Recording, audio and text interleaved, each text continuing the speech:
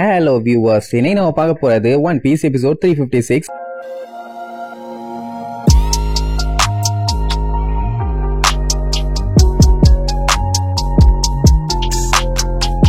Open பண்ணா மொரியாவோட dance காலை நோக்கி நம்ம லூஃபி, சாப்பர், ரோபின் இவங்க மூணு பேருமே வேகமா போயிட்டு இருக்காங்க. அண்ட் உசோப்பும் சஞ்சியும் கீழே இருக்காங்க. அவங்க கூட போலையான்னு கேட்டா அவங்களுக்கு என்ன பஞ்சாயத்து, அவங்களாலதான் மத்தவங்களுக்கு பஞ்சாயத்து வரும். இவங்களோட வேலை அந்த கெக்கோ மொரியாவை காலி பண்ணணும். அந்த இலிச்சவாப்பாயில காலி பண்ணாதான் மத்த ஜோம்பிஸையும் அந்த ஊருங்கிற ஜெயண்டையுமே ஸ்டாப் பண்ண முடியும். இல்லைன்னா பஞ்சாயத்து பெருசாயிரும். இல்ல சொல்ல போனா இது எல்லாத்தையுமே அட் டைம்ல சரி பண்றதுக்கு இது ஒண்ணுதான் ஈஸியான வழி. இப்ப இவங்க போயிட்டு இருக்குது மொரியாவோட டான்ஸ் ஹாலுக்கு. அந்த இடத்துலதான் லூஃபியோட ஷேடோ எடுத்தாங்க. சாப்பர் கடைசி அங்கதான அந்த ஜெயண்ட் ஓர பார்த்தான். அந்த மொரியா பையலும் அங்கதான் இருக்கான். சோ கேர்ஃபுல்லா இருங்கிற மாதிரி சொல்லுவான். சரி ரைட் அடிச்சு புடிச்சு போய் பார்த்துட்டு மூணு பேருமே செமையா ஷாக் ஆயிருவாங்க. என்னடான்னா அவன் அங்க காணும். அந்த டாக்டரும் சின்ரியோ மட்டும் தான் இருப்பாங்க. அவனுக்கு என்ன செம பீதி ஆயிரும். ஏன்னா இவங்கள பிடிக்கிறதா பெரோனா சொல்லியிருந்தா. ஆனா இப்ப திடுதுப்புன்னு வந்து நின்னுட்டு இருக்காங்கல்ல, அதான் அந்த டாக்டர் ஹாக்பேக் பீதியாயி பேதி ஆயிருவான். சாப்பர் பார்த்துட்டு டேய் ஹாக்பேக் உன்ன பொலக்கறண்டாமா, யார் இந்த ரெயின்டியர், புதுசா ஆளுங்க வர்றாங்களேன்னு முழிப்பான். அவனுக்கு தெரியல இதான் சாப்பர்னு. ரோபின் இப்ப தானே ஃபர்ஸ்ட் டைம் அந்த ஹாக்பேக்க பாக்குறா. இவன் தானா அதுன்னு கொலை காண்டாவா. லூஃபியுமே பேன்னு முழிப்பான். ஏன்னா இவனை அடைச்சு வச்சிருக்கும் போது அந்த மொரியா கூட சப்போர்ட் பண்ணிட்டு இவனும் தானே கூட நின்னுட்டு இருந்தான். அப்படின்னா இவனையும் உதச்சாதான் சரிப்பட்டு வரும்னு லூஃபி கைய சுத்த ஆரம்பிச்சிருவான். ஆனா சாப்பர் அவனை வேண்டான்னு தடுத்துருவான். ஏன்டா என்ன மேட்டர்னு கேட்டா அவனை நான் பாத்துக்கிறேமா.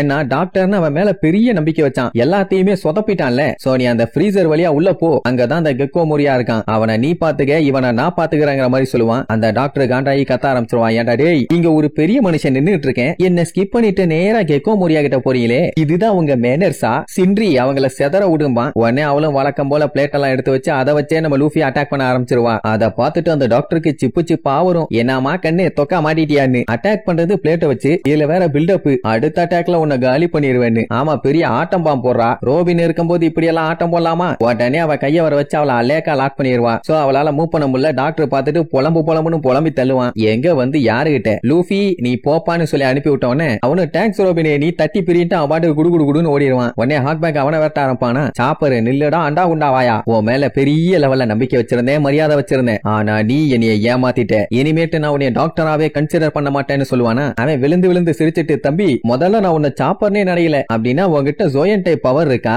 உருவத்தை மாத்திட்டே தான் இருப்ப. எனக்கு தெரியும் நீ ஒரு குதர்க்கமான கிரியேச்சர் தான். பெரோனா கார்டன்ல இருந்து நீ எப்படி எஸ்கேப் ஆனேன்னு எனக்கு தெரியல. ஆனா இதுக்கப்புறம் அந்த பஞ்சாயத்து நடக்கவே நடக்காது. ஏன்னா நான் களத்துல இறங்கி உன்னைய பொலந்து கட்டி உன் ஷேடோ எடுக்க போறேன்னு மிரட்டுவான். சாப்பருக்கு காண்டாவும் இருக்கும், உள்ளுக்குள்ள பீதியா ஆகும். ஆனா சடனா இல்ல பேசாம ஒன்னு கொன்னு உன் பாடியை நான் மேரியோவை யூஸ் பண்ணிக்கிட்டா எப்படி, அதுதான் கரெக்டா இருக்கும்பா. இங்க நம்மளுக்கெல்லாம் அள்ளு விடும். இந்த வேலையை பண்ண போறது இவங்க ரெண்டு பேரும் தான். ஒரு ரெண்டு ஜோம்பிஸுங்க சும்மா வீரநட வெட்டி நட போட்டு வருவாங்க. அவங்கள பார்த்துட்டு சாப்பர்லாம் வாய பொளந்துருவான். அட வேற யாரும் இல்ல, ஒன்னு அந்த டாக் பென் குயின், அதுக்குள்ளதான சஞ்சியோட ஷேடோ இருக்குது. இன்னொருத்தனை பார்த்தா கத்தி வச்சுட்டு பயங்கரமா நிப்பான். இவன் அந்த ஜிகரோ, இவனோட அட்டாக் அப்படியே டிட்டோ ஜோரோ மாதிரியே இருக்கும். அப்படின்னா என்ன அர்த்தம், இவனுக்குள்ள ஜோரோவோட ஷேடோ இருக்குது. இப்ப சஞ்சியும் ஜோரோவை இவங்களை எதிர்த்து வராங்கன்னா நின்னு சண்டை போட முடியுமா? என்ன பண்றது, சண்டை போட்டுதான் ஆகணும். இதுல வேற அந்த டாக்டர் உசுப்பேத்தி விடுவான். தம்பிகளா ஃப்ளோரை கிளீன் பண்ணி விடுங்கப்பா, இந்த பொடுசுங்க தொல்லை எல்லாம் தாங்க முடியல, நேக்கு 1008 வேலை இருக்குன்னு உடனே ஓகே பாஸ்ன்னு சொல்லிட்டு வேகமா வருவானுங்க. இப்ப அவங்களோட ஃபர்ஸ்ட் டார்கெட் நம்ம சாப்பர் தான். ரோபினுக்கே இப்ப என்ன பண்றதுன்னு தெரியல. அப்படி இங்க இவங்களுக்குள்ள சண்டை ஸ்டார்ட் ஆக போதா. அப்படியே அங்க கட் பண்ணி நம்ம லூஃபிய காட்டுறாங்க. அவனு வேகமா அந்த ஃப்ரீசர் வழியா போய்கிட்டே இருப்பான். உள்ள போக போக பயங்கரமா குளிர் அடிக்க ஆரம்பிக்கும். அப்படி அடிச்சு புடிச்சு ஒரு வழியா வந்து சேர்ந்துட்டான். எதுக்கு இந்த லூசு பல்க இந்த வழியை இவ்வளவு பெருசா கட்டி வச்சிருக்கானுங்க. சரி என்னமோ ஒண்ணு, ஆமா எங்க இருக்கும்னு சொல்லிட்டு திரும்பினா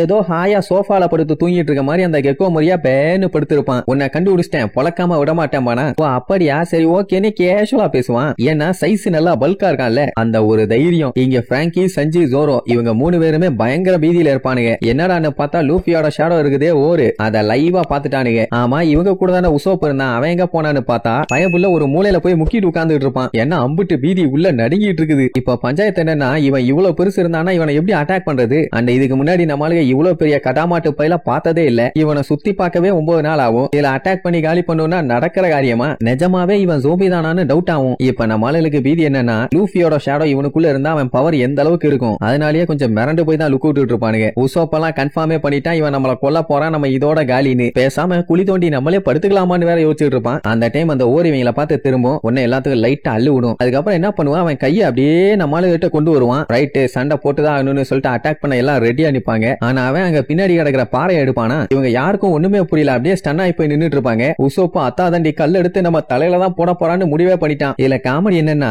அவன் அந்த கல்லை எடுத்ததுக்கே அதுல இருந்து சதர்ன கல் அவன் மண்டையில விழுந்து வீங்கி போச்சு. இல்ல அவன் எடுத்த கல்லை வச்சு அடிச்சான்னா எப்படி இருக்கும், அப்படியே கல்லை ஓங்கி மேல கொண்டு போவான். போச்சு இதோட சோலி முடிச்சுன்னு சொல்லி எல்லாம் அவங்களோட ஃபுல் ஃபோர்ஸ்ல அட்டாக் பண்ண ரெடியா நிப்பாங்க. உசோப்பெல்லாம் பயத்துல கதறி கதறி ஆள ஆரம்பிச்சிருவான். இவங்க 3 பேரும் என்னானாலும் ஒரு கை பாத்துலாங்கிற மாதிரி தான் நிப்பாங்க. ஆனா அப்ப அந்த ஓர் பண்ணுவான் பாருங்க ஒரு ட்விஸ்ட், அந்த கல்லை எடுத்து டப்புன்னு அவன் தலையில தூக்கி வச்சுக்குவான். வீதியில இருந்த அத்தனை பேரும் குழம்பி போய் மண்டை சூடா போயிரும். என்னடா இவன் நம்ம ஒண்ணு நினைச்சா அவன் இஷ்டத்துக்கு ஒண்ணு பண்றானேன்னு. அந்த கல்லை அவர் தொப்பியா கன்சிடர் பண்ணிட்டாரு, தலையில தூக்கி வச்சு அவர் ஒரு பைரட்டா கன்சிடர் பண்ணிட்டாராமா. இப்பதான் எனக்கு சூப்பரா இருக்குது, நான் கிங் ஆஃப் த பைரட்டா மாற போறேன் அப்படி இப்படின்னு கத்திட்டு அவன் பாட்டுக்கு காட்டுக்குள்ள போவான். இங்க இவங்களுக்கு ஒண்ணும் புரியல, என்னடா நடக்குது இங்க, அவன் நம்மள நோட் பண்ணானா இல்லையா, கண்டுக்காம போயிட்டே இருக்கான், என்ன ஆச்சுங்கிற மாதிரி யோசிப்பாங்க. ஏலியே தெரியுது லூஃபி என்ன பண்ணுவானோ அதை அப்படியே அவன் ஷேடோவும் பண்ணுதுன்னு. பின்ன அவன் ஷேடோ அவன மாதிரி தானே இருக்கும். இப்ப பிரச்சனை என்னன்னா, லூஃபியோட எபிலிட்டிய அந்த பாடியில அவன் யூஸ் பண்ணானா அதுக்கப்புறம் நடக்க போற விபரீதத்தை தடுக்கவே முடியாது. இத சொன்ன உடனே உசோப்பு என்ன நினைச்சான்னு தெரியல, அப்படியே ஃபீல் பண்ணி அங்கேயே முட்டி போட்டு நம்ம ஏன் நம்ம ஷேடோவை கிவ் அப் பண்ண கூடாதுன்னு கேட்பான். ஜோரோ பச்சை பச்சையா திட்டுவான், சஞ்சி மஞ்ச மச்சையா திட்டுவான். ஏன்னா அவனுக்கு நம்ம காப்பாத்தணும், அதுக்கு நம்ம எல்லாம் ஒன்னா சேர்ந்தாதான்டா முடியும். வெண்ண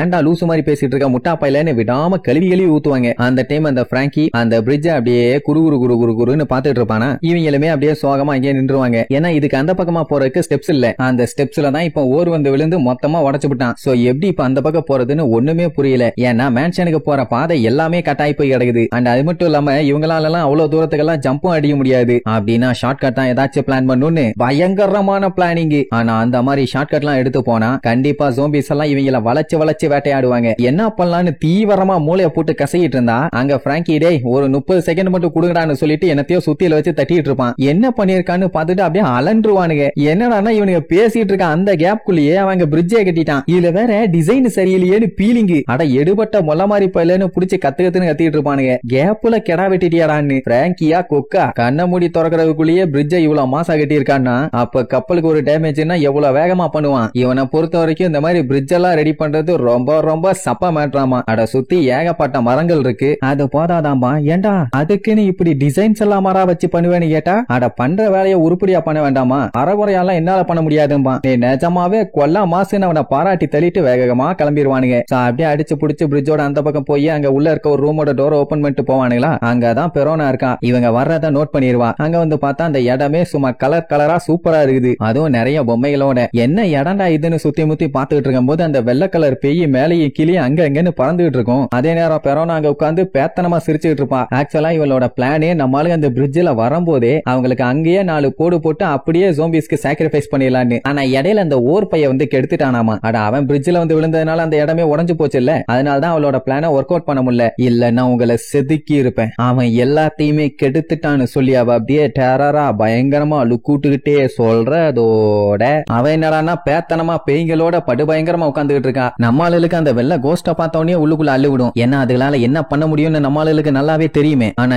இவன் அதை கண்ட்ரோல் பண்ணுவான்னு அவங்க கொஞ்சம் கூட எதிர்பார்க்கவே இல்ல. ஏன்னா நம்ம பள்ளியில இவளை இப்பதான் ஃபர்ஸ்ட் டைம் பாக்குறாங்க. யாருமா நீ என்னன்னு விசாரித்தா குலுங்கி குலுங்கி ஒரு சிரிப்பு சிரிச்சுட்டு இப்ப அதெல்லாம் முக்கியம் இல்ல, இந்த கோஸ்ட் என்ன பண்ணும் ஏது பண்ணுன்னு உங்களுக்கு நல்லாவே தெரியும் தானே, ஆனாலுமே பயப்படாம வந்திருக்கீங்களான்னு கேட்ட உடனே இங்க நம்மளுக்கெல்லாம் அள்ளு விடும். ஆகா ஏதோ பெருசா செய்ய போறாளேன்னு. அப்ப அந்த பெரோனா கை நீட்டுவா, அவ கையில இருந்து பால் பாலா வரும். அந்த பால் ஃபுல்லா பேய்ங்க தான். அப்புறம் தான் மேட்டர் சொல்லுவா அவ ஹாலோ ஹாலோ ஃப்ரூட்டை சாப்பிட்டுருக்காளாமா. சோ அவ நினைச்சா எந்த மாதிரி கோஸ்ட வேணாலும் உருவாக்கலாம். சொல்ல போனா இந்த கோஸ்ட் எல்லாமே இவளோட க்ளோன்ஸுங்க. இந்த கோஸ்டுங்களை யார் மேலயாச்சும் இவ ஏவி விட்டான்னா அவங்க எல்லாத்தோட ஹார்ட்டையுமே அது வீக் ஆக்கி அவங்கள ஒரு கோலையா ஃபீல் பண்ண வச்சிரும். அதுக்கப்புறம் அவங்களால எல்லாம் வீரனாலாம் வந்து சண்டை போடலாம் முடியாது, அங்கேயே உருண்டு சுருண்டுருவாங்க. இத அவ சொல்லும் போதே இங்க நம்மளுக்கு அள்ளு விடும். இதுல வேற லாரி ஆக்சிடென்ட் ஆன மாதிரி ஒரு சிரிப்பை சிரிச்சுட்டு இதோட நீங்க காலின்னு சொல்லுவான். பாவம் நம்ம சஞ்சி எல்லாம் செம்மையா ஷாக் ஆயிருவான். குழந்தை வடிவில் கொடூர குரங்கா இருந்திருக்காளே, பச்சை மைதா மாவுன்னு நினைச்சமே, ஆனா பண்ற விஷயம் எல்லாம் படு பயங்கரமா இருக்குதே. இப்ப மட்டும் அதை வச்சு இவங்களை அட்டாக் பண்ணானா இவங்க காலி, திருப்பி அந்த கன்றாவிய அட்டாக் பண்ணவும் முடியாது. அதனால இப்போதைக்கு இவங்க பண்ண வேண்டிய ஒரே வேலை ஓடுறது மட்டும்தான். அதனால ஓரா ஓரா ஓரான்னு ஜோரோ தவிர எல்லாம் பிச்சுக்கிட்டு ஓடுவாங்க. அவன் அந்த கோஸ்ட் எல்லாத்தையும் ஏவி விட்ட உடனே சும்மா சல்லுன்னு வந்து அத்தனை பேர்த்தோட பாடிக்குள்ளேயுமே பூந்து வெளியே வந்துடும். அவ்வளவுதான், இதுக்கப்புறம் சொல்லவா வேணும், எல்லாம் அப்படியே அங்கேயே முடியாம திருச்சிருவானுங்க. மொத்தத்துல பெரோனா எல்லாத்தையும் ஒரே அட்டாக்ல செஞ்சுட்டா. செஞ்சு நல்லா ரொம்ப கேவலமானவன் அப்படின்னு சொல்லிட்டு முக்க ஆரம்பிச்சிருவான். இங்க பிராங்கி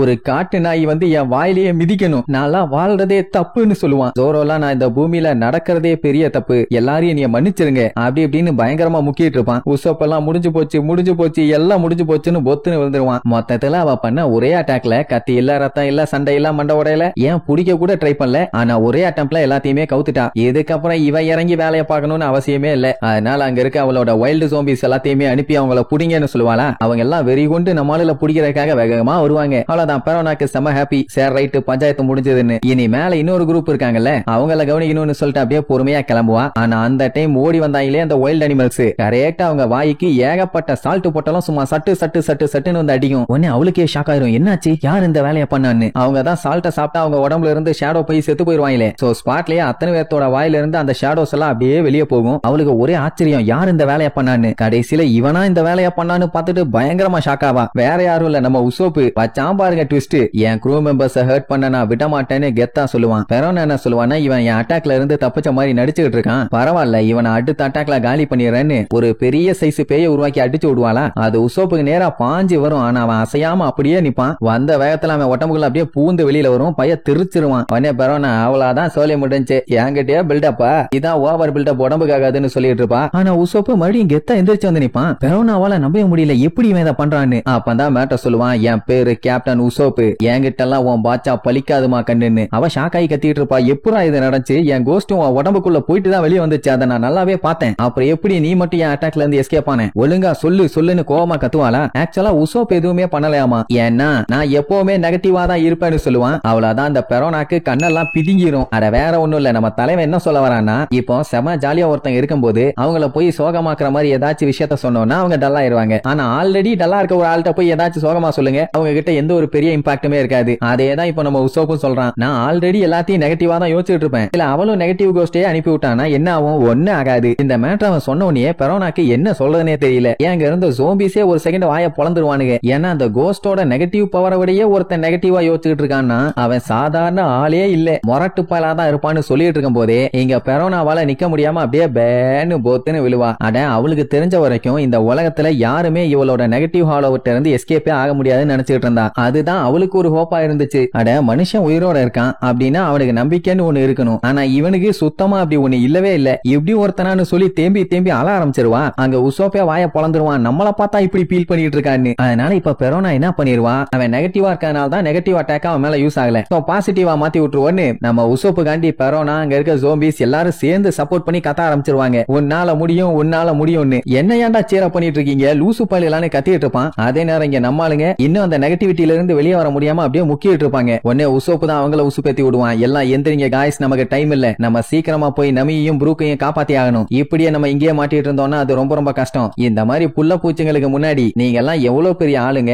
உங்களுக்கு இருக்கிற பவருக்கும் எபிலிட்டிக்கும் இவெல்லாம் ஒரு குழந்தை, நான் அவளை பாத்துக்கிறேன், நீங்க ஒண்ணு கவலைப்படாதீங்கம்மா. இவனுங்க 3 பேருமே அசந்து போயிருவானுங்க, எப்படி நம்மள டவுன் பண்ணது இவனை டவுன் பண்ணலன்னு. அங்க பெரோனாக்கே காண்டாயிரும். பின்ன இவ்வளவு ட்ரை பண்ணியும் ஒண்ணு வேலைக்கு ஆகல. உசோப் என்ன சொல்லுவான், நீங்க காப்பாத்த போறதெல்லாம் ஓகே, இங்க இருக்க ஜோம்பிஸ மட்டும் காலி பண்ணிட்டு அதுக்கப்புறம் போங்கம்மா. ஏன்னா இவன் தனியா போய் சண்டை போட்டானா கண்டிப்பா செத்து போயிருவானாமா. அதனால இது ஒண்ணு மட்டும் பண்ணிட்டு போகிறான் தான் சொல்லுவான். ஆனா நம்ம பயிலுக்கு அப்படியா எதை சொல்றோமோ அதைத்தான பண்ண மாட்டானுங்க. நீயே பாத்துக்க, கண்டிப்பா உன்னால முடியும், கமான் மேன் சொல்லிட்டு அங்க இருந்து குடு குடு குடு குடுன்னு ஓடிடுவானுங்க. அடே அடே வேணாண்டா நில்லுங்கடா போகாதீங்கன்னு எவ்வளவோ கதறுவான். ஆனா அவனை கண்டுக்காம அவனுக்கு பாட்டுக்கு போயிருவானுங்க. அந்த டைம் பெரோனா வேற வந்து நின்னுட்டு இருப்பாளா. இங்க உசோப்புக்கெல்லாம் ஆடி போயிரும். ஆஹா மொத்தமா கிளப்பிக்கிட்டு வந்துட்டாங்க ஐயான்னு. அந்த பெரோனா கவலைப்படாதப்பா, உன்னை நான் சிந்தாம செதறாம வலிக்காம வாரி வலிச்சு நக்கிட்டு போயிடுறேன், அப்படியே எங்களுக்கு கோஆபரேட் பண்ணி நீ வில்லியாவே மாறிடுவா. ஆஹா மாட்டிக்கிட்டியடா பாண்டுரங்கான்னு பதறிட்டு இருப்பான். அப்படியே கட் பண்ணி அந்த மேரேஜ் ஹால காட்டுறாங்க. அங்க அப்சலம்க்கும் நபிக்கும் தடபுடலா மேரேஜ் ஒர்க் எல்லாம் நடந்துட்டு இருக்கு. ஏகப்பட்ட ஜோம்பிஸ் அங்க வந்திருக்காங்க. இன்னும் கொஞ்ச நேரத்துல கல்யாணம் நடக்க போகுது. பாரதியார்லாம் புக்க படிக்க ஆரம்பிச்சு,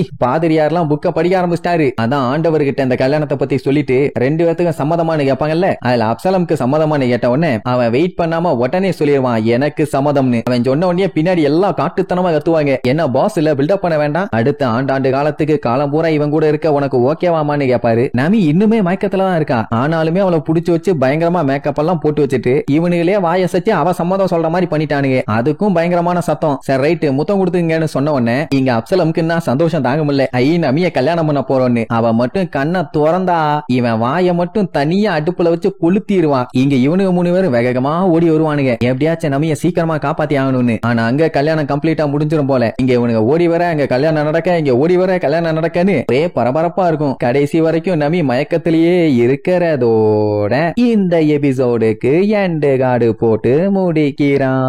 ஏ